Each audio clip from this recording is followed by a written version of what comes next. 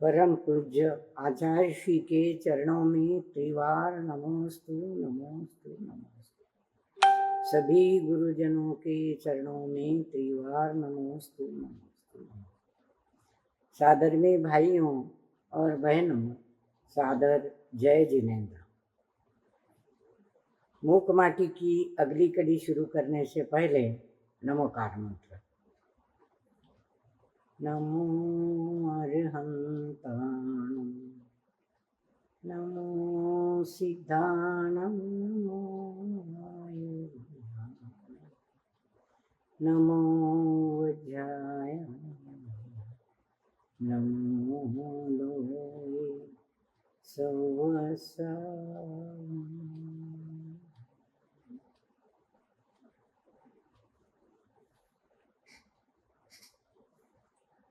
भाइयों और बहनों, अगर नेट में कोई प्रॉब्लम आ जाए, ठीक से सुनाई न दे, तो कृपया फ़ोन मत करिए, सूचना लिखिए ताकि मेरे समझ में आ जाए। हम अगली कड़ी आरंभ करते हैं। गत रविवार को हमने देखा था कि शिल्पी अब माटी को रौंद रहा है, चिकनी बना रहा है, मुलायम मृदु बना रहा है। उसका पाँव जो अचेतन हो गया था ठीक हो गया है और माटी को रोनते रोनते उसका पाँव नीचे ऊपर करता है और माटी को भी रोंदी जाने में आनंद का अनुभव हो रहा है और वह शिल्पी के चरण का स्वागत करती है। अपना माथा ऊपर उठाती है, फिर निचली ओर ले जाती है। माथा ऊपर उठाना और निचली ओर ले जाना एक विनय का भाव है। अपने गुरुजनों के सामने हम ऐसा ही करते हैं तो झटपट उल्टी पलटी होने वाली यह माटी एक आनंद के रस में डूब गई है। अब शिल्पी के पाँव ने भी ऐसा अनुभव किया कि जो असंभव था, मेरा एक पाँव अचेतन हो गया था, वह संभव हो गया, उसमें चेतना भर गई और मेरा कार्य शुरू हो गया। उसे लगा कि यह सब माटी की मृदुता का स्पर्श करने पर हुआ है। अब ये स्पर्श शक्ति जो है वह तो पुद्गल का गुण है वास्तव में, परंतु अपनी शक्ति के पार जाकर वह इस पुद्गल शक्ति के बाहर दूर जाकर, पुद्गल शक्ति के पार जाकर वह उस परम पुरुष आत्मा को परख रहा है। उस परम पुरुष को परखना स्पर्श शक्ति के गुण से परे है, दूर है। स्पर्श में, पुद्गल के स्पर्श की शक्ति में यह गुण नहीं है जो आत्मा को छू सके। यह आत्मा तो अस्पर्शित है। जब हम चेतना के द्वारा इसका आत्मा का दर्शन करते हैं, केवल देखते मात्र है, ज्ञान की पर्याय के ऊपर खड़े होकर जैसे हम किसी ऊंची वस्तु को देखते हैं, उसी प्रकार शिल्पी आत्मा के चेतन को परखता है और देखकर आनंद का अनुभव करता है। यहाँ तक हमने गत रविवार को देखा था। पृष्ठ क्रमांक 127 पर हम आगे चलते हैं। परम पुरुष को कहीं जो परस की पकड़ से परे हैं। आगे चलिए। यहाँ पर मखमल मार्दव का मान मर मिटा सा लगा। आम्र मंजुल मंजरी कोमलतम कोपलों की मसृणता भूल चुकी अपनी अस्मिता। यहाँ पर अपने उपहास को सहन नहीं करती, लज्जा के घूंघट में छिपी जा रही है और कुछ कोपवती हो आई है, अन्यथा उसकी बाहरी पतली त्वचा हल्की रक्त रंजिता लाल क्यों है। यहाँ पर मखमल के समान मार्दव का जो मान है वह मान मर मिटा सा अनुभव कर रहा है, मान मर मिटा सा अनुभव कर रहा है। क्रोध मान माया लोभ में मान जो है वह यहाँ अपने आप को सिकुड़ रहा है, मर मिटा सा अनुभव कर रहा है कि मेरी तो यहाँ कोई कीमत ही नहीं। कैसे? उसके लिए भी दृष्टांत देते हैं आचार्य श्री। आम्र मंजुल मंजरी, कोमलतम कोपलों की मसृणता, भूल चुकी अपनी अस्मिता। यहाँ पर ये मान का जो मर मिटना है, अपने आप को लज्जित महसूस करना है, वो कैसा है? देखिए, आम के पेड़ वृक्ष गर्मी में बौराते हैं और उनमें मंजुल मंजरी निकल आती है। कैसी होती है वह मंजुल मंजरी? वह कोमलतम कोपलें निकल आती है आम्र की डालियों में, और अत्यंत मसृण मुलायम मखमल जैसा उनका दिखना स्पर्श होता है। उनमें जो मसृणता थी, जो मुलायमपना था, जो कोमलतम भाव था या रंग उनमें निकला था, वह अपनी अस्मिता यहाँ भूल चुकी है। वह भी उसकी मान के मार्दव के सामने फीकी पड़ रही है और अपने उपहास को वह सहन नहीं कर पा रही है, अपने उपहास को सहन नहीं कर पा रही। वह मंजुलता जो है, आम्र मंजरी की मसृणता जो है, वह अपने उपहास को सहन नहीं कर पा रही है और एक प्रकार की जलन उसको हो रही है, और शर्म के मारे अपना उपहास देखकर वह लज्जा के घूंघट में छुपी जा रही है, और कुछ क्रोध भी उसे आ रहा है। मान है तो मान में से क्रोध का भी उदय हो रहा है। अपना मुंह छिपाना पड़ता है तो क्रोध भी हो रहा है और शर्म भी आ रही है, लज्जा के घूंघट में छिपी जा रही है। नहीं, अगर ऐसा होता तो उसकी बाहरी पतली त्वचा हल्की रक्त रंजिता लाल क्यों है? उस मसृण मुलायम मंजरी की बाहरी त्वचा, पतली त्वचा इतनी हल्की सी लाल क्यों है? वह लाल हो आई है, उसमें कुछ क्रोध की झलक दिखाई दे रही है, क्योंकि वो अपना अपमान सहन कर रही है। मान की भी अपनी एक मर्यादा होती है और मान उस अपना अपमान सहन नहीं कर पाता, उपहास सहन नहीं कर पाता, और वह तो शर्म के मारे मानो डूबने को देखता है। तो कैसा है उसका शर्म के मारे, उपहास के मारे सहन न करना? जैसे आम्र की मंजुल मंजरी, कोमलतम कोपले, उनकी मसृणता, उनकी मुलायमता, ये उसकी सारी अस्मिता यहाँ भूल चुके हैं। इतना लाल हो गया है वह इतना लाल दिखाई दे रहा है, उसको इतना क्रोध आ रहा है कि अपना सारा गुण वह भूल चुका है। आगे चलते हैं। उसकी हल्की त्वचा स्पर्श रक्त रंजित लाल दिखाई दे रहा है।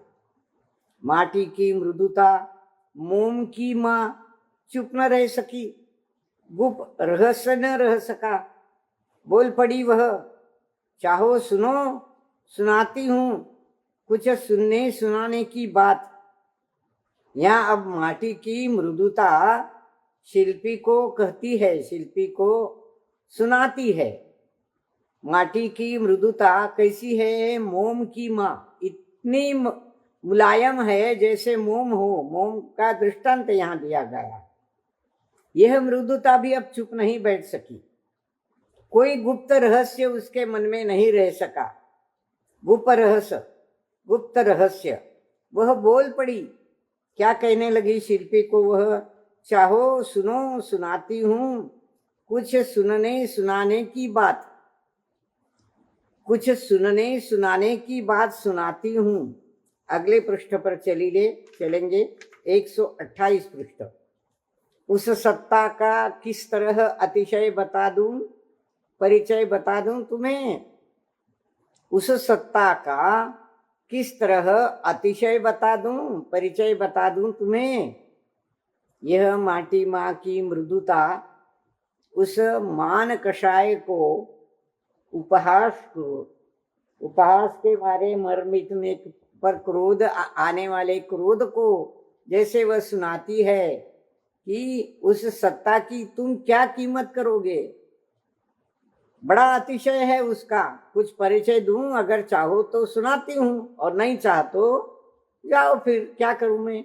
इस प्रकार का भाव माटी माँ मृदुता के मन में झलकता है, या वह कहती है। मृदुता बोल रही है, माँ माटी की मृदुता बोल रही है। क्या कहती है? उस परम सत्ता का परिचय वह कैसे देती है?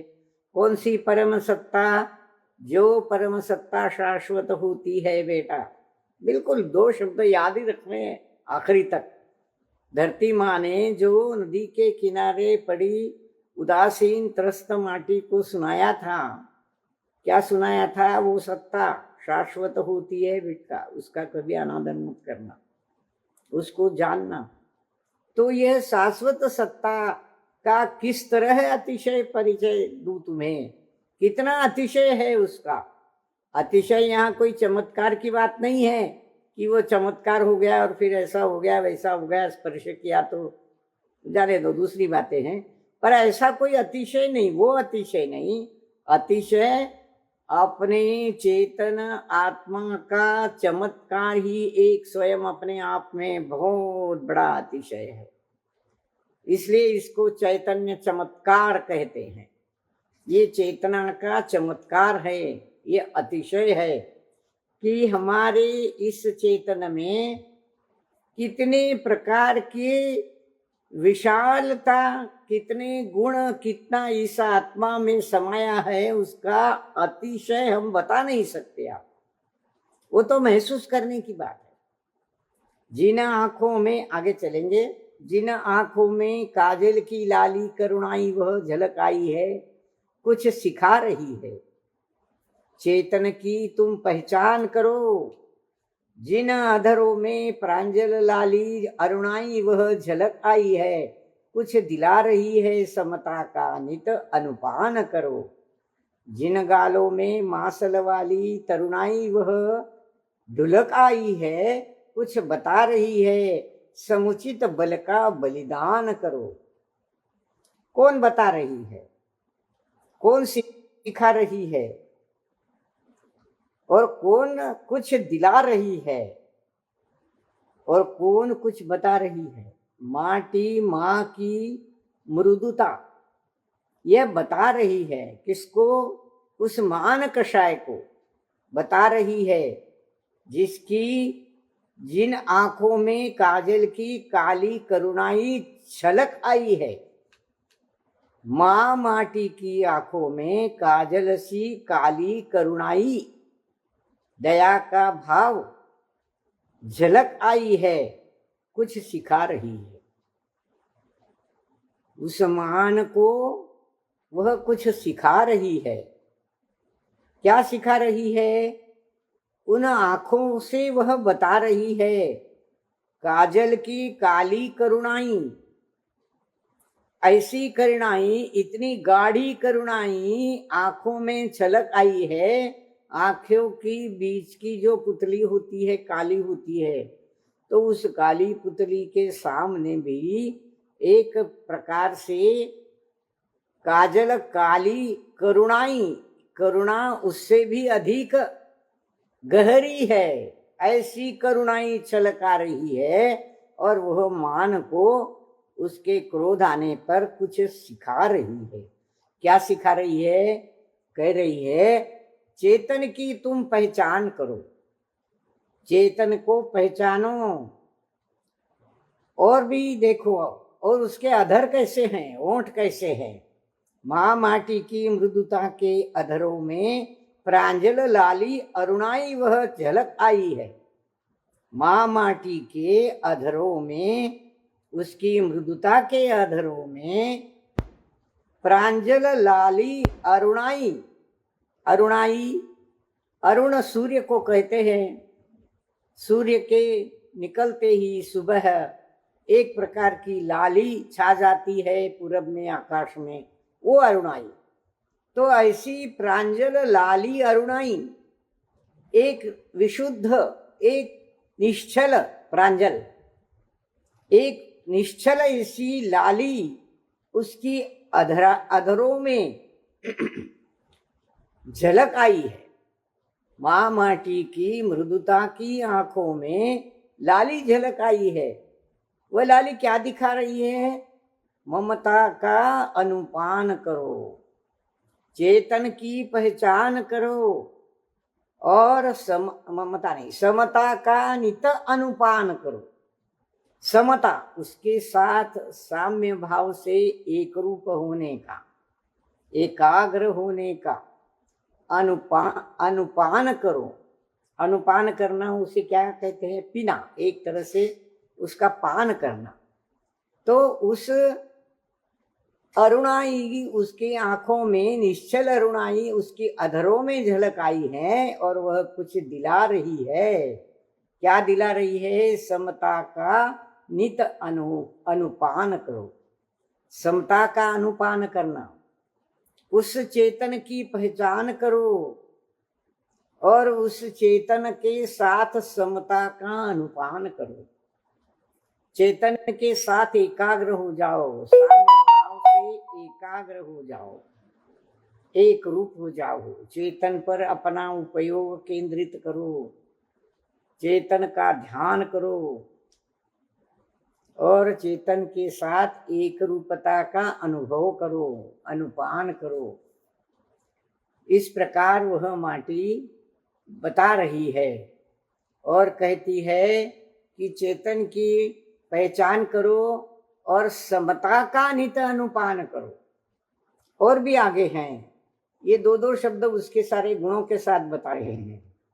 जिन गालों में मासल वाली तरुणाई वह ढुलक आई है। माँ माटी की मृदुता की विशेषता बता रही है कि उस माटी के मृदुता की गालों में मासल तरुणाई ढुलक आई है। तरुणों के गाल जैसे होते हैं, मासल होते हैं, ऐसी मासल वाली तरुणाई उसकी गालों में, मृदुता की गालों में, माँ माटी की मृदुता की गालों में वह ढुलक आई। ढुलकना, प्रकट हो जाना, दिखाई देना। तो वह क्या बता रही है तरुणाई? समुचित बल का बलिदान करो।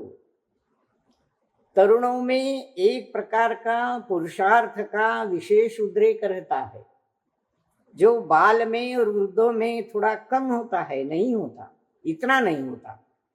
तो तरुणों के गालों में, चेहरे पर जो पुरुषार्थ का उद्रेक होता है, जो पुरुषार्थ दिखाई देता है, वह पुरुषार्थ का तुम जैसे उपयोग करके समुचित बल का बलिदान करो। तरुणों के बल का तुम बलिदान करो, समुचित बल का बलिदान करो। चेतन के चरणों में चढ़ा दो अपना समुचित बल और उसका बलिदान कर दो। चेतन के चरणों की पहचान करो, उसके साथ समता का अनुपान करो, नित्य करो, हमेशा करो। और इतना ही नहीं, तो तुम्हारा जो बल है वो सारा बल क्रोध में न लगाते हुए एक प्रकार से मृदुता में, विनय भाव से तुम चेतन के चरणों में अपने आप का बलिदान कर दो।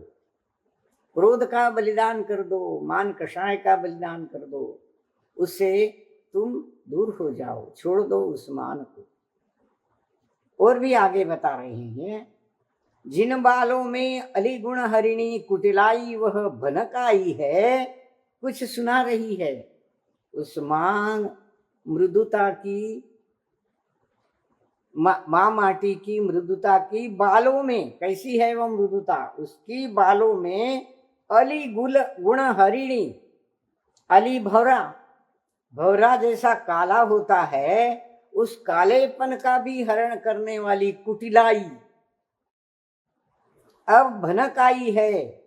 उस माँ माटी की मृदुता की बालों में भौरे के कालेपन को भी हरण करने वाली उससे भी अधिक काली कुटिलाई वह भनक आई है, दिखाई दे रही है और वह कुछ सुना रही है। अरे क्या सुना रही है? वो मान कषाय को सुना रही है, काया का मत सम्मान करो, जिन चरणों में सादर आली चरुणाई वह पुलक आई है और गुनगुना रही है, पूरा चलकर विश्राम करो, पूरा चलकर विश्राम करो। काया का मत सम्मान करो, मत इतराओ, अपने शरीर के बल पर मत इतना इतराओ, इस काया का इतना सम्मान मत करो। काया शरीर वह चेतन आत्मा से तो भिन्न है, वेतन भिन्ना चेतन भिन्ना, दो शब्दों में बता दिया था आचार्य श्री ने। तो काया का मत सम्मान करो, जिन चरणों में सादर आली चरणाई वह पुलक आई है, जिन चरणों में सादर आली, आली सखी को कहते हैं, सखी उसकी चरणाई, चरणों के गुण उसमें पुलक आए हैं, पुलकित हो गए हैं, आनंदित हो गए हैं। ऐसी वह माँ माटी गुनगुना रही है कि उसके चरणों में अत्यंत आदर पूर्वक उसकी सखी चरणाई, चरणों के गुण, झुकने के गुण, चरण स्पर्श के गुण वह पुलकित हो गए हैं और वह गुनगुना रही है, पूरा चलकर विश्राम करो। जिन पांवों से माटी को रोंदने का भाव तुम कर रहे थे, अपने काया पर इतरा रहे थे, अपने काया का सम्मान कर रहे थे, उन काया को चेतन के चरणों में अर्पित कर दो, उसका सम्मान करो, उसके साथ एकाग्रता का अनुभव करो, समता का अनुभव करो और अपना सारा गुस्सा थूक दो और अपना सारा गुस्सा एक प्रकार से बलिदान कर दो। ऐसे काया की चरणों में आदर सहित उसकी जो चरणाई है, जो चरणों के गुण हैं, चरणों की लाली है, उसकी चरणों में वह पुलकित हो गई है और वह गुनगुना रही है। माँ माटी की मृदुता गुनगुना रही है, शिल्पी को, उसके मान को कह रही है, पूरा चलकर विश्राम करो। जिन पाँवों से तुम माटी को रोंद रहे हो, वो पाँव अचेतन हो गए थे ना, तो बस अब चलकर थोड़ा सा विश्राम कर लो। आगे हम पृष्ठ 129 पर चल रहे हैं। और सुनो, और छोर कहाँ उस सत्ता का, तीर तट कहाँ गुरुमत्ता का, जो कुछ है प्रस्तुत है, अपार राशि की एक कणिका, बिंदु की जलांजलि सिंधु को, वह भी सिंधु में रहकर ही यूं कहती कहती माँ माटी की मृदुता, मुदिता माटी की मृदुता, मुदिता माटी की मृदुता मौन का घूंघट मुख पर लेती है। यह माँ माटी की जो मृदुता है, मुदिता है, आनंदवती है, वह अब इतना कहकर शांत हो जाती है। मौन का घूंघट मुख पर लेती है, यानी मौन हो जाती है। क्या कहती है? और सुनो, इतना ही नहीं, इसके पहले ये जो 2-3 छंद हमने पढ़े, उसमें देखिए कितने सुंदर सुंदर शब्द, जैसे एक माला में फूल पिरोए जाते हैं एक के बाद, और बीच बीच में रंगीन फूल डाल दिए जाते हैं, तो उस हार की शोभा जैसे बढ़ जाती है, वैसी ये 3-4 कड़ियाँ जो है छंद की, उनमें कुछ शब्दों की ओर मैं आपका ध्यान खींचना चाहूंगी। करुणाई, अरुणाई, फिर है तरुणाई, फिर कुटिलाई, फिर चरणाई। ये चारों शब्द क्रम से लगा लो, है ना। कैसे हैं? पहले तो करुणाई झलकाई, फिर तरुणाई झलकाई, अरुणाई झलकाई, फिर तरुणाई झलकाई, फिर कुटिलाई झलकाई, कुटिलाई से भी अधिक काला, फिर चरणाई झलकाई। तो उन चरणों में अब चलकर विश्राम करो। मान कषाय को छोड़कर उन चरणों में चलकर अब विश्राम करो। पहले तो चेतन का परिचय करो, बड़ा करुणा भाव है। उसके बाद निश्चल लाली की अरुणाई झलकने पर उसको समता का नितपान कराने को कहती है। फिर क्या कहती है? तरुणों का जो तरुणों के मुख पर, उसके गालों पर जो मासल लाली ढुलक आई है, वह तरुणाई एक प्रकार की वीर्यता, एक प्रकार का पुरुषार्थ शक्ति, वह ढुलक आई है। तो वह बता रही है कि ये सारी शक्ति तुम गलत जगह मत लगाओ, उसका बलिदान करो। किसके चरणों में? माँ माटी के चरणों में, उस आत्मा के, चेतन आत्मा के चरणों में।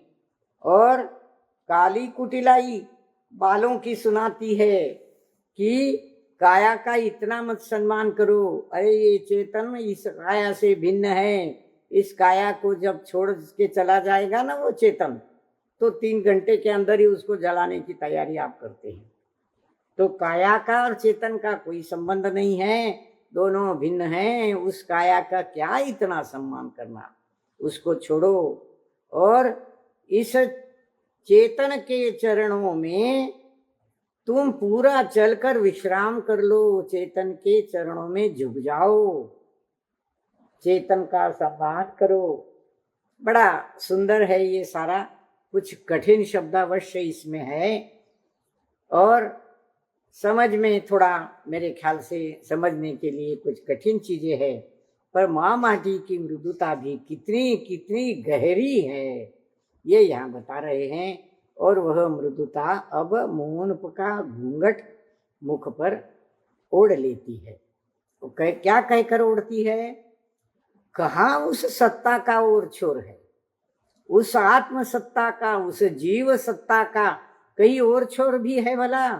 क्या उसको किसी ने जन्म दिया है और उसका कहीं अंत होने वाला है? अरे वो तो अजर अमर है, न उसको किसी ने जन्म दिया है, न उसकी कभी मृत्यु होने वाली है। यह आत्म तत्व जो है, यह इस आकाश की पोल में, धूल में जो 6 द्रव्य है, उनमें से ये जीव द्रव्य अकेला ही ऐसा है कि उसका भी कहीं और छोर नहीं है। ये अपने आप है, आकाश में है, बस है। मैं हूँ बस मैं हूँ, इसका कोई उत्तर नहीं है। ऐसा यह उस सत्ता का, उस आत्म सत्ता का, उस जीव सत्ता का कहीं भी और छोर नहीं है, न कहीं आरंभ है न कहीं अंत है। ऐसा तीर तट कहाँ है गुरुमत्ता का? कोई तीर का तट है भी भला उस गुरुमत्ता का? वो गुरुता, गुरुमत्ता, गुरु की विशेषता, गुरु का गुण, उस गुरुमत्ता, इतनी महानता। यहाँ गुरु शब्द गुरु हमारे मुनि महाराज से नहीं लेकर उसकी महानता से लेना है। आत्मसत्ता की महानता, जीव द्रव्य की महानता का कोई तीर तट नहीं है। जो कुछ भी है प्रस्तुत है एक अपार राशि की एक कणिका। कहाँ पहुंच जाती है आचार्य श्री की आंखें, पता नहीं किस ज्ञान को, ज्ञान की सूक्ष्माति सूक्ष्म परत को, पर्याय को वो पकड़ लेती है। देखिए, अपार राशि की एक कणिका, जैसे कोई अपार राशि हो, उसमें से एक परमाणु जितनी सत्ता दिखाई तो देती है, पर वो अपार है, क्योंकि इस आकाश के द्रव्य में भरे हुए 6 द्रव्य और उनकी सारी पर्याय, उनके सारे गुण, और इस आत्मा के अंदर में, इसके प्रदेशों में, इस जीव के प्रदेशों में, इस आत्मसत्ता में कितने गुण, अनंत गुण भरे हुए हैं। जैसे आकाश की उस ढोल पोल में एक जीव एक अपार राशि की एक कणिका जैसा, एक परमाणु जैसा अवश्य दिखाई देता है, और उसके अंदर जो गुण भरे हैं वो भी एक अपार राशि है। बिंदु की जलांजलि सिंधु को, जैसे सागर में एक बिंदु होता है, वह एक बिंदु भी उस सिंधु को, उस सागर को अपनी जलांजलि, अपने बिंदु का जल मानो अर्पण करता है, जलांजलि सविनय अर्पण करता है। उसी प्रकार आकाश के इस फूल में ये जो 6 द्रव्य और उनके अनंत अनंत गुण, ये सारे गुण उस आकाश के समुद्र को माने अपनी एक बिंदु की जलांजलि अर्पित करते हैं। उसी प्रकार अपने इस जीवात्मा में, इस जीव द्रव्य में अनंत गुणों का भंडार है। जैसे एक सागर में अनंत जल बिंदु होते हैं, उसमें से एक बिंदु उस सिंधु को अपनी जलांजलि अर्पण करता है, और वह भी सिंधु में रहकर ही, सिंधु से बाहर होकर नहीं, सिंधु में रहकर, उस सागर में रहकर वह अपनी जलांजलि अर्पण करता है। यूं कहती कहती मुदिता माटी, आनंदित हुई माटी की मृदुता अब मौन हो जाती है, मौन का घूंघट मुख पर ओढ़ लेती है। इस विशाल विशाल विशाल आत्मसत्ता में, जीव द्रव्य में कितने अनगिनत गुण भरे हैं, और उन सारे गुणों में एक एक गुण एक एक जल बिंदु के समान है, जो उस सागर में रहकर ही अपना अस्तित्व सारा उसमें मिटा देता है, एक जलांजलि अर्पण करता है। जैसे आकाश में सारे द्रव्य रहते हैं, और ये 6 द्रव्य और इनकी सारी पर्याय, इनके अनगिनत गुण सारे उसमें समा जाते हैं। इस प्रकार वह आत्मसत्ता का, उस जीव द्रव्य का सारे अजीव द्रव्यों के साथ एक अनुभव कर रहे हैं हम कि कितना विशाल है ये, इसका कोई तीर तट नहीं है। इस गुरुमत्ता का अनुभव करते हैं इन छंदों को पढ़ते समय। आगे चलते हैं। पूरा चलकर विश्राम कर लो। इस उक्ति ने शिल्पी के चेतन को सचेत किया, मन को मथ डाला, पूरी स्फूर्ति आई तन में, जो शिथिल श्लथ हो आया था। अगले पृष्ठ पर चलेंगे, 130 पृष्ठ। रौंदन क्रिया और गति पकड़ती है माटी की गहराई में, और डूबते हैं शिल्पी के पद अजानू पुरुष की पुष्ट पिंडरियों से लिपटती हुई प्रकृति। माटी सुगंध की प्यासी बनी, चंदन तरु लिपटी नागिन सी।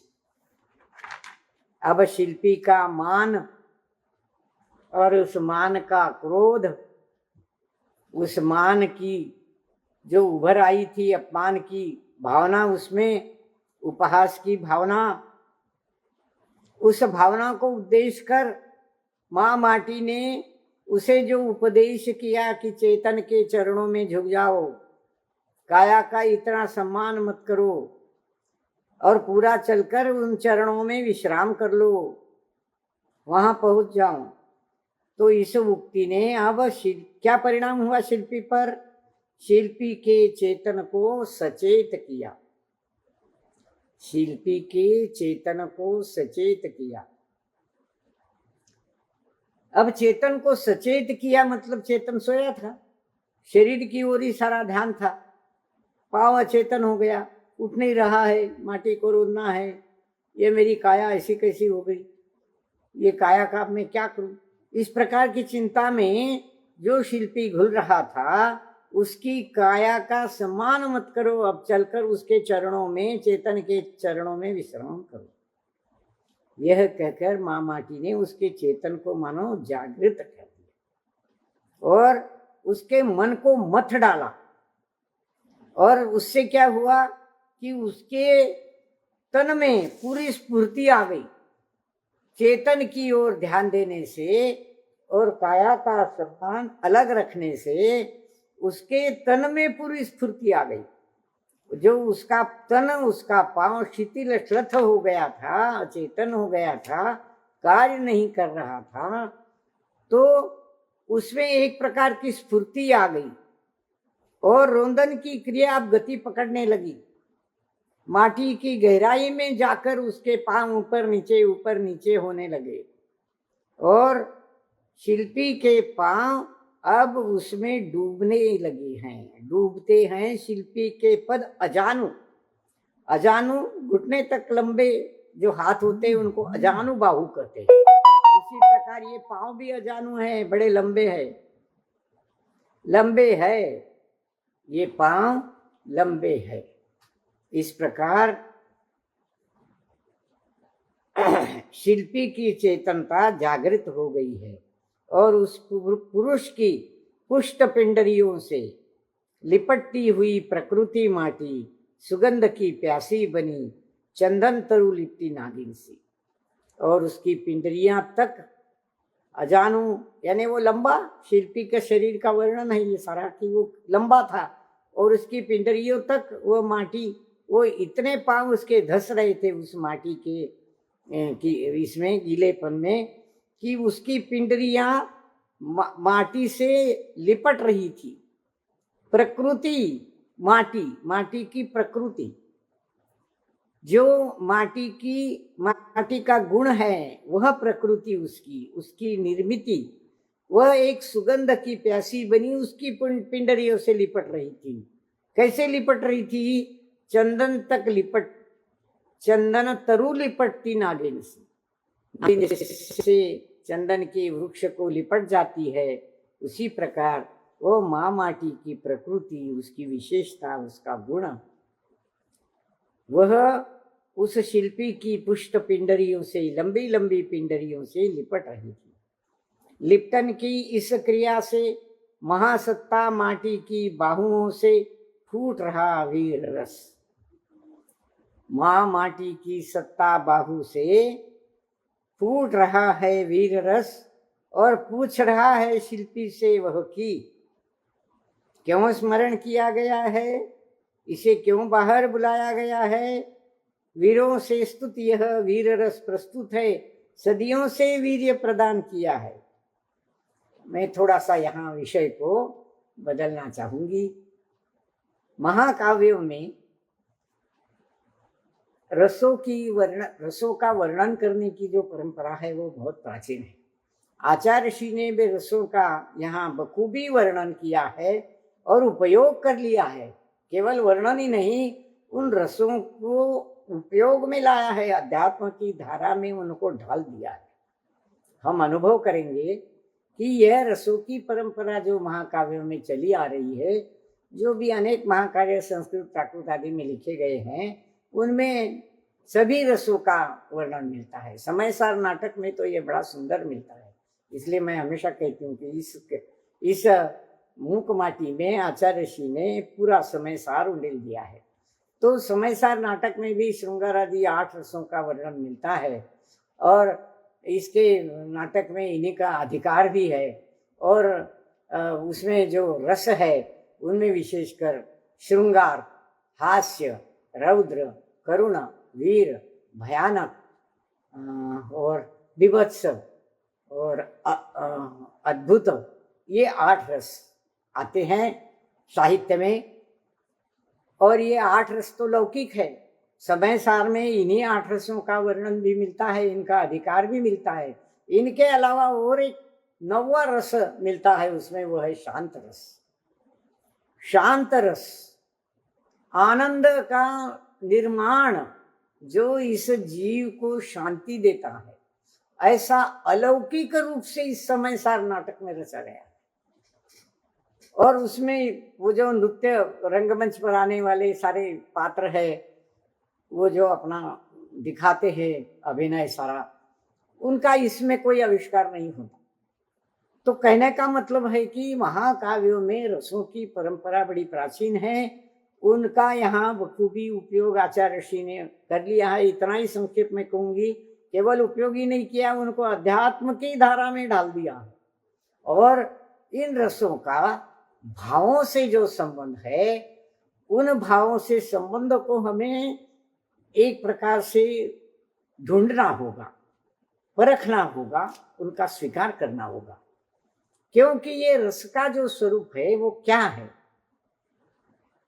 हमारी चेतना के ज्ञानोपयोग में, दर्शनोपयोग में, ज्ञान में जो ज्ञेय आता है, उसमें हमारा ज्ञान जब तदाकार हो जाता है, उसमें आत्मा का भाव जब लीन हो जाता है, तो फिर अन्य ज्ञेय की हमें इच्छा ही नहीं रहती। वह ज्ञान को ज्ञेय में, ज्ञान के ज्ञेय में तदाकार हो जाना, एकाग्र हो जाना, चेतन के ज्ञानोपयोग में तदाकार हो जाना, एकाग्र हो जाना, वही रस शांति का निर्माण करने वाला रस है। क्योंकि अन्य ज्ञेयों की तब इच्छा नहीं रहती। अन्य सारे जो बाहर के जानने के लिए जितने भी ज्ञेय है, प्रमेय है, उनको जानने की इच्छा नहीं रहती। एक ही रस, एक ही जगह हम अपना माथा टेक देते हैं चेतन के ज्ञानोपयोग में, और उसी को ही, उसमें ही आनंद रस का अनुभव करते हैं, अनुभूति करते हैं, सुख प्राप्त होता है। तो इस प्रकार ये रसों का वर्णन अब यहाँ चलेगा। आप भी इसका आनंद लीजिए। और उसमें जो अध्यात्म उंडेला है आचार्य सिंह ने, बड़ा गजब का है। इतना ही 2 शब्द में को कि ये किसी साधारण व्यक्ति के प्रज्ञा की बात नहीं है, ये तो उस प्रज्ञा की बात है जो एक एक शब्द के अर्थ में सारा सागर भर देता है। ऐसा यह ज्ञान का सागर विद्या सागर है, विद्या का सागर है। और इसीलिए इन रसों का वर्णन जो आध्यात्मिक रूप में किया जा रहा है, वह बड़ा ही पढ़ने योग्य है, ध्यान देने योग्य है। इतना ही आरंभ में आपका ध्यान मैं उनकी ओर आकर्षित करना चाहती हूँ। अब देखिए वीर रस की ओर पहले चलते हैं। हाँ, क्या कहता है? लिप्टन की इस क्रिया से महासत्ता माटी की बाहुओं से फूट रहा है वीर रस। वीर रस बाहुओं से फूटता है। जब कोई वीर युद्ध के मैदान में उतरता है शत्रु से 2 हाथ करने के लिए, शत्रु को पराजित करने के लिए, तो उसके बाहु स्फुरायमान हो जाते हैं और बाहुओं से वीर रस प्रकट होता है, पराक्रम दिखाने के लिए, पुरुषार्थ दिखाने के लिए। वह वीर रस पूछ रहा है शिल्पी से कि भाई मुझे क्यों स्मरण किया जा रहा है, इसे क्यों बाहर बुलाया जा रहा है?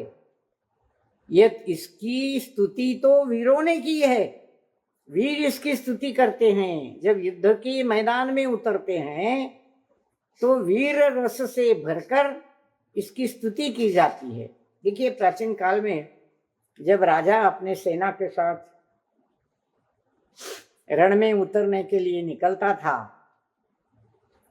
तो रण में उतरते हुए उस राजा के जो कवि भाट होते थे, वे वीर रस से उसको जो है एक प्रकार से उसको भर देने के लिए, उसकी सेना को भर देने के लिए वीर रस के गीत गाते थे और वीर रस के गीत गाकर उनको स्फुरायमान करते थे कि तुम अपना पराक्रम दिखाओ। इस प्रकार की एक परंपरा होती थी। तो यह वीर रस कहता है मुझे क्यों बाहर बुलाया जा रहा है? वीरों से जिसकी स्थिति की गई है वह वीर रस प्रस्तुत है। और इस वीर रस ने सदियों से उन योद्धाओं को वीर्य पुरुषार्थ प्रदान किया है, सारे युगों में प्रदान किया है, युग से युग को इसने प्रदान किया है। लो पी लो प्यारा भर भर कर तुम भी, विजय की कामना पूर्ण हो तुम्हारी, युगवीर बनो, महावीर बनो, अक्षत वीर्य बनो तुम। ये वीर रस किसको कहता है? शिल्पी को कहता है कि तुमने मुझे पुकारा है, ललकारा है, बाहर बुलाया है, तो मैं भी तुम्हें कहता हूँ कि प्याला भर भर कर इस वीर रस को, इस पुरुषार्थ को पी लो और विजय की कामना से तुम पूर्ण हो जाओ। तुम्हारी जो क्रिया चल रही है माटी को मुलायम बनाने की, वह विजय की कामना तुम्हारी पूर्ण हो जाए। तुम युगवीर बनो, महावीर बनो। तुम अपने चेतन को पहचान कर महावीर बनो। महावीर शब्द में भी वीर का प्रयोग है। भगवान महावीर को भी वीर कहा जाता है, वीर अतिवीर वगैरह नाम से बुलाया जाता है। तो तुम युग के वीर बनो, महावीर बनो, अक्षत वीर्य बनो। तुम अखंड रूप से तुम्हारा वीर रस स्फुरायमान रहे, यही भावना वो भाता है। अब शिल्पी का वीर्य बोलता है वीर रस में कि अब शिल्पी जवाब देता है उस वीर्य रस को। क्या कहता है वीर रस में कि तुम नशे में बोल रहे हो। इस विषय में हमारा विश्वास दृढ़तर बन चुका है कि इस विषय में हमारा विश्वास दृढ़तर बन चुका है कि शिल्पी का वीर रस के बारे में, पुरुषार्थ के बारे में क्या विचार है, ये अब शिल्पी वीर रस को बता रहा है, कह रहा है कि तुम नशे में बोल रहे हो। एक नशा होता है वीर रस में। देखिए कवि सम्मेलनों में भी हम सुनते हैं, कुछ कवि वीर रस की कविताएं जब सुनाते हैं तो एक प्रकार का उत्साह उसमें से स्फुरायमान होता है सुनने वाले को। तो इस विषय में हमारा विश्वास अब दृढ़तर बन चुका है, शिल्पी कहता है। वीर रस से तीर का मिलना कभी संभव नहीं। मार्के की बात यहाँ आती है, आध्यात्म की ओर कैसे खींचने वीर रस को आचार्य श्री ने। वीर रस से तीर का मिलना कभी संभव नहीं, और पीर का मिटना तो त्रिकाल संभव है। पीर का मिटना त्रिकाल संभव है। तुम वीर रस की बात करते हो, पर तुम्हारे में हमारा विश्वास नहीं है। हमारा विश्वास तो इस बात में दृढ़तर हुए कि हमारी जो चेतना है, हमारी चेतना का जो पुरुषार्थ है वह अलग है। वीर रस से, तुमसे जो वीर रस हो तुमसे तीर का मिलना कभी संभव नहीं।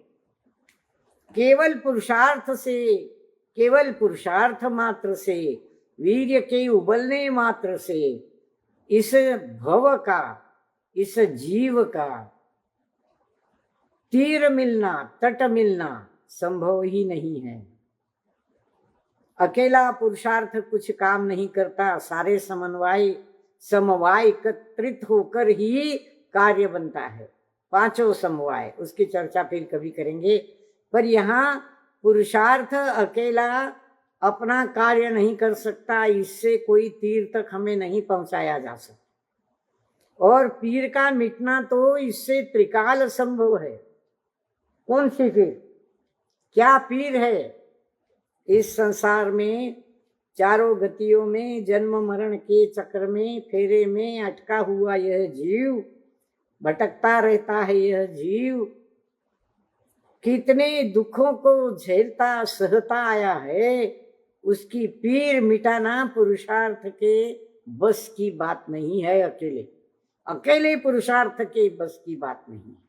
वह कभी तीर तक नहीं पहुंचा सकता, कभी भी वह इस संसार के जन्म मरण के दुखों से मुक्त नहीं करा सकता। उसकी पीर मिटाना तो हे वीर रस तुम्हारे लिए तो असंभव सी बात है।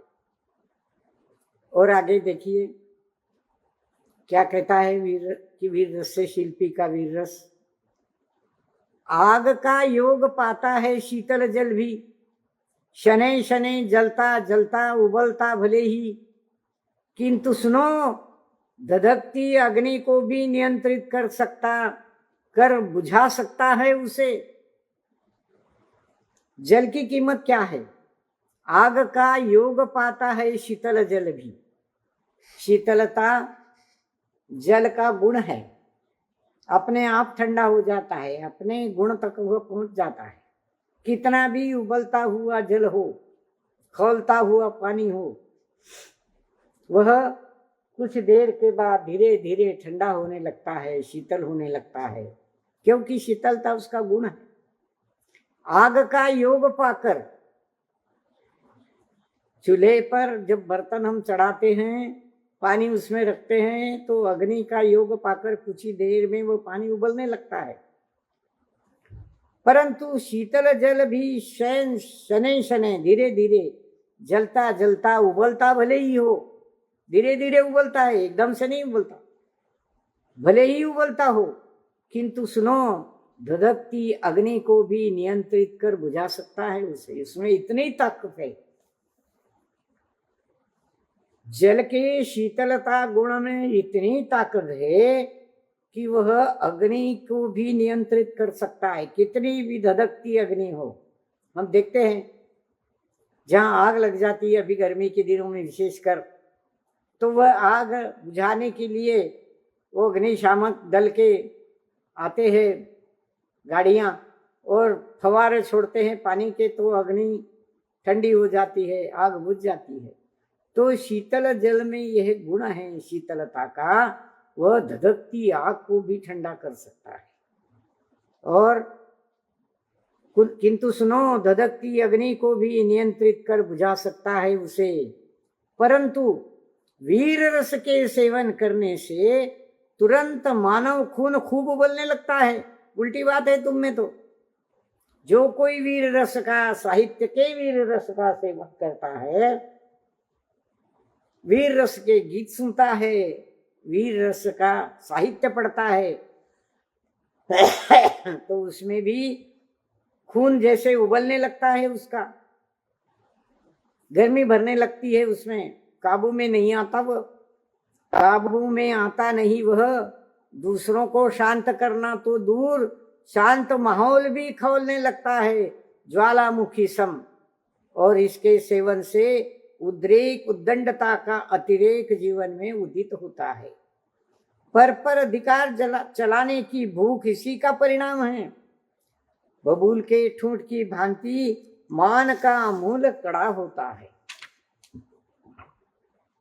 शिल्पी का वीर रस इस साहित्य के वीर रस को बता रहा है कि तुम्हारे सेवन करने से मानव का खून उबलने लगता है, उसमें गर्मी भर जाती है, वह काबू में नहीं आता।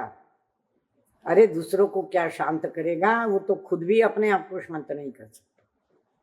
और शांत माहौल जो आसपास होता है, उस माहौल को भी खोलने लगता है ज्वालामुखी से। इसका अनुभव हम कब करते हैं? जब सभा में कोई ऐसा वक्तव्य देता है, व्याख्यान देता है, तो सारा माहौल गर्म हो जाता है और उसके विचारों से सारे प्रभावित हो जाते हैं, शांत माहौल भी खोलने लगता है। इतनी ताकत होती है इन शब्दों में, वीर रस के शब्दों में, साहित्य के शब्दों में। और उसके सेवन से उद्रेक उद्दंडता का अभिनय अतिरेक हो जाता है। वहां नारे लगाने लगते हैं लोग, मारा पीटी होने लग जाती है सभा में, ऐसा भी अनुभव आता है। तो उद्रेक उद्दंडता का अतिरेक जीवन में उदित हो जाता है तुम्हारी वजह से। क्यों? कि इस वीर रस को पर अपना अधिकार चलाने की भूख जो होती है, वह इसी का परिणाम है। वीर रस को पर अधिकार चलाने की जो मनुष्य के जीवन में भूख होती है, वो इसी का परिणाम है। वीर रस उस आग में मानो घी का काम करता है, उसमें घी डालने का काम करता है, उसको उद्रेक उसमें खड़ा कर देता है, इसका परिणाम है। बबूल के ठूंठ की भांति मान का मूल बड़ा कड़ा होता है। बबूल का जो ठूंठ होता है, तना होता है, मोटी शाखा होती है उसकी, वह मान का मूल उसके समान बड़ा कड़ा होता है, जल्दी टूटता नहीं, जल्दी कटता नहीं।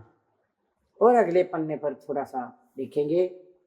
और खड़ा होता है ये पर को नकारता, 132 पेज पर जा रहे हैं हम।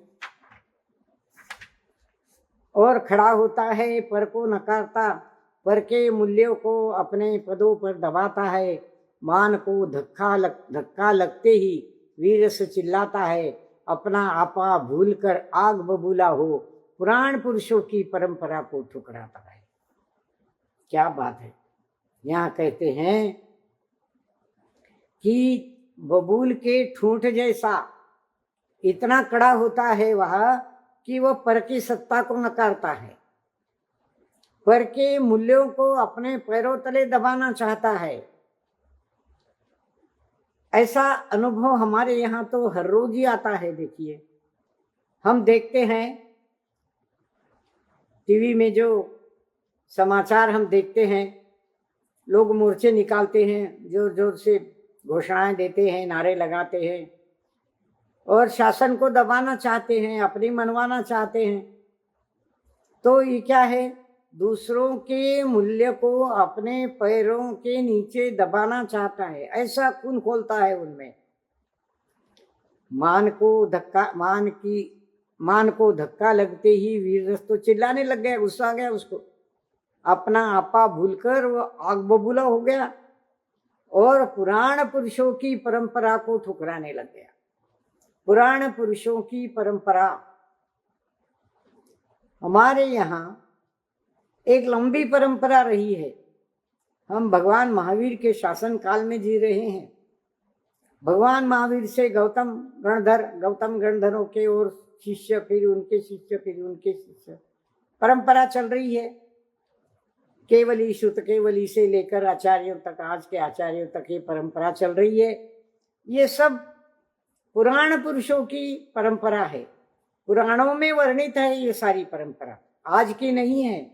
ये सारी पुराण पुरुषों की परंपरा की वीर रस का जो कार्य है वह तीर तक, तट तक पहुंचाने वाला नहीं अकेला, सारे समवायों का वहाँ एक साथ उनका कार्य होता है, तब कहीं बात चलती है। तो पांचों समवायों का इकट्ठा होना जरूरी है। ये हमारे पुराण पुरुषों ने हमें समझाया है कि क्या होना चाहिए क्रिया को पूर्ण करने के लिए। कौन सी क्रिया? इस जीव को इस संसार में चारों गतियों में भ्रमण करने पर जो दुख झेलने पड़ते हैं, उन दुखों को खत्म करने के लिए एक ही मार्ग है। क्रियाएं हजारों लाखों करोड़ों हैं, पर मार्ग एक ही है और वह है मोक्ष। और मोक्ष पथ जो है, वह पथ चलने से ही वहां तक पहुंचने के लिए जो पुरुषार्थ किया जाता है, वह वीर रस हमें मंजूर है, वह पुरुषार्थ हमें मंजूर है। हम इस साहित्य के वीर रस जो खून खौलाता है वो मंजूर नहीं है, क्योंकि वो खून खौलना और क्रोध का परिणमन होना ये तो शरीर की बात है, पुद्गल की बात है। हम तो अपने अंदर झांकते हैं।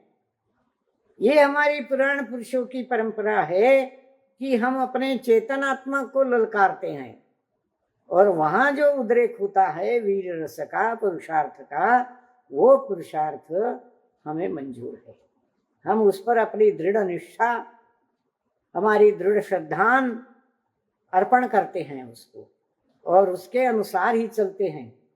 बगैर पुरुषार्थ के कोई मोक्ष पथ नहीं हो सकता। साहित्य के वीर रसों को पढ़कर जागरूक होने वाला पुरुषार्थ हमारे काम का नहीं है। ये मूल बात यहाँ पकड़ी है आचार्य जी ने। और वीर रस को तो गुस्सा आ गया, चिल्लाने लगा, अपना आपा खोल दिया उसने और आग बबूला हो गया। और पुराण पुरुषों ने कही ये जो बात थी चेतन आत्मा को जगाने की, चेतन आत्मा में एकाग्र होने की, उसके साथ समवाय करने की, उसके साथ समन्वित होने की, उसके चरणों में झुक जाने की, ये सारी बातें, ये सारी हमारी पुराण पुरुषों से चलती आई परंपरा को यह वीर रस, साहित्य का वीर रस ठुकरा देता है। ऐसे वक्ताओं को ठुकरा देता है कि जो लोगों को भड़काते हैं। ऐसे भड़काने वाले ये जो वीर रस के अभिमानी हैं, अपने साहित्य पर गुमान करते हैं, चिल्ला चिल्ला कर बोलते हैं। हम देखते हैं कई आज भी ऐसे साधु हमें दिखाई देते हैं कि जो चिल्ला चिल्ला कर लोगों की भावनाओं को भड़काते हैं। ऐसा वीर रस आग बबूला हो जाता है और अपना आपा खोता है और पुराण पुरुषों की शांत रस की जो परंपरा है उसको टुकड़ा देता है। मनु की नीति मानव को मिली थी, उसका विस्मरण हुआ या मरण। पहला पद वही हो, मान का मनन, जो अगला पद सही हो, मान का हनन हो, वह भी आमूल भूल न हो। यह बात हमारे पुरुषार्थ ने दृढ़ दृढ़ श्रद्धा से जान ली है। शिल्पी कहता है कि हमारे श्रद्धा से हमने ये बात दृढ़तर जान ली है कि क्या करने से क्या होता है।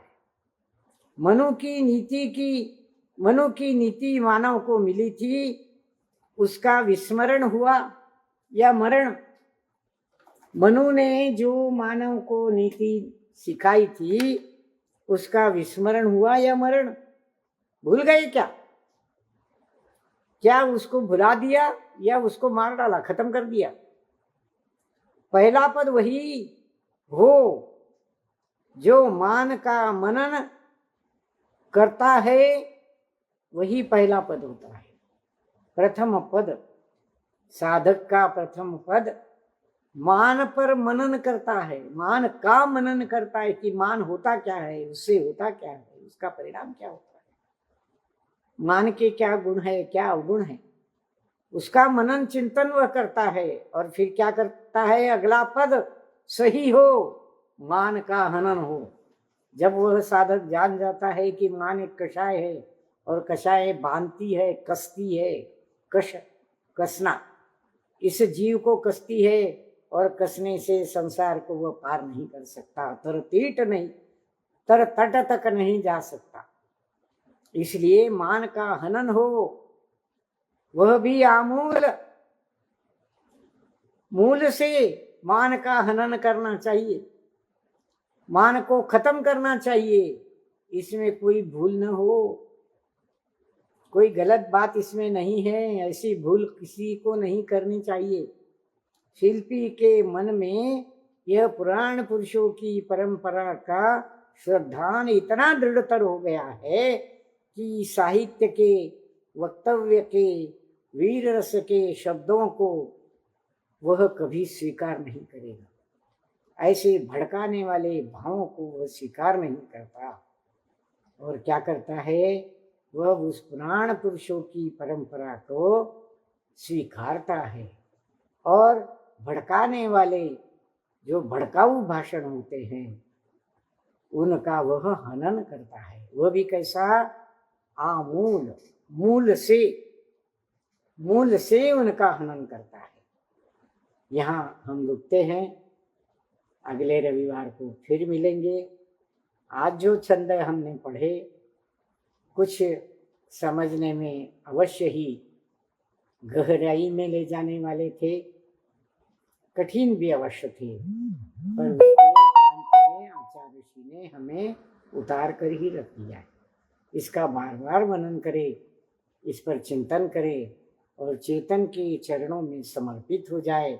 उसके लिए अपना सारा पुरुषार्थ हम चढ़ा दे उसके चरणों में और सारा पुरुषार्थ करे, सबको यह ऐसा पथ मिले। इसी भावना के साथ विराम लेती हूँ। अगले रविवार को फिर मिलेंगे।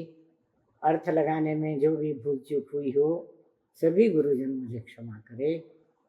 साधर्मी भाइयों भी अपने विचारों से अवगत कराए, यही भावना भाती हूँ। अंतिम, जावाणी के ज्ञान से सूझे लो कालो, सो वाणी मस्तक